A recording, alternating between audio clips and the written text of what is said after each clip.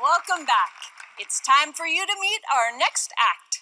My grandma is hugely important to me. She knows hundreds of card games, but only one card trick. And this was the first trick that Matthew ever showed me.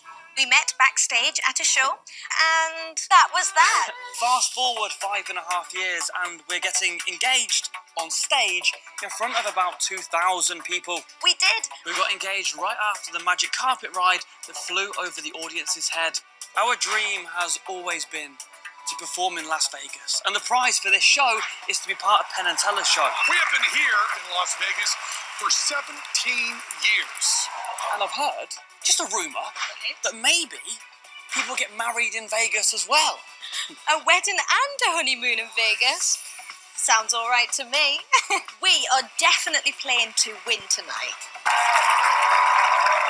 For us, magic is a playground for the impossible. A wonderful place full of unexplainable experiences. So allow me to share an experience.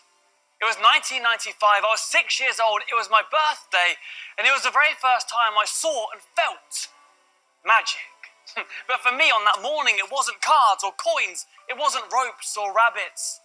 It was a square piece of plastic covered in stickers.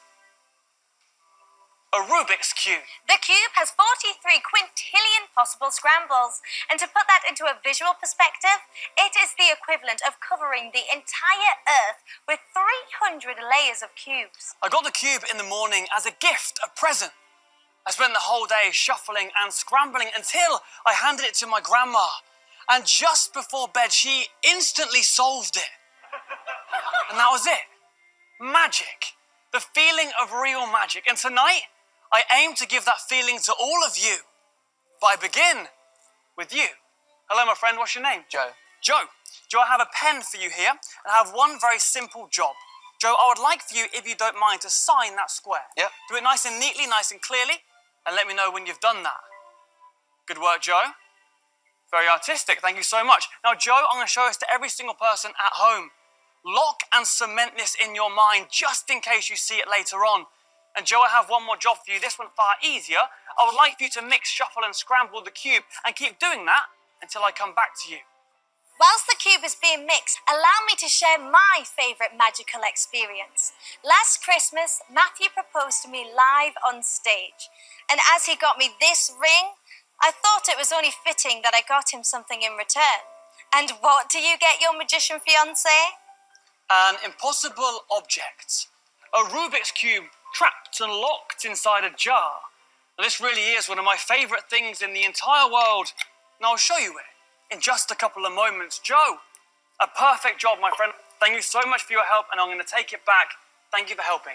Matthew and I are blessed to perform all around the world. And as we travel from place to place, country to country, I collect postcards along the way. And right now, we are being joined by another member of our audience. Thank you so much for joining me. What's your name? Aiden. Aiden, it's lovely to meet you. Now, Aiden, I have here postcards from all different places. For example, we have New York, we have Paris, we have Edinburgh, and Las Vegas. Oh, somewhere we would love to perform. And as you can see, they really are all completely different. And in a moment, Aiden, I'm going to get for you to choose one of these at random. But just so you know, they're not in any order. I'm going to give them a mix, just like so. Okay, so I'm going to get you to say stop whenever you want. Stop.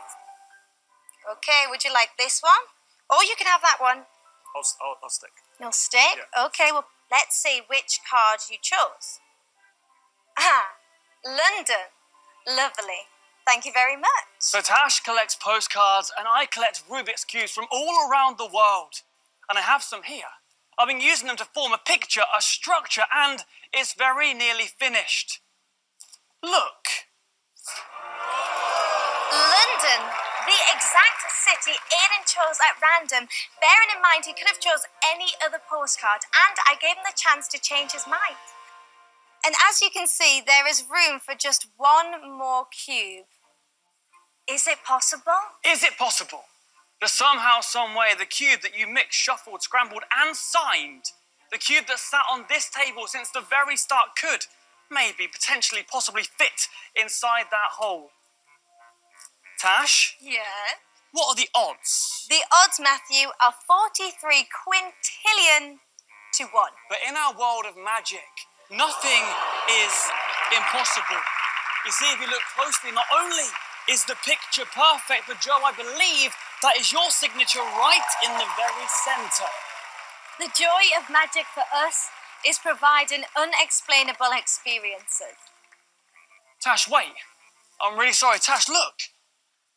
I mean, I think there's one more memory, one more moment that we can share with everybody here. If you take out that cube, and if I retrieve the gift, the present that you gave me, I think an impossible coincidence has just happened here, live tonight. I'll show you what I mean. Look, if we look very closely and very carefully, you'll all see that this side matches perfectly. Not only that, if we turn it to the right, this side matches.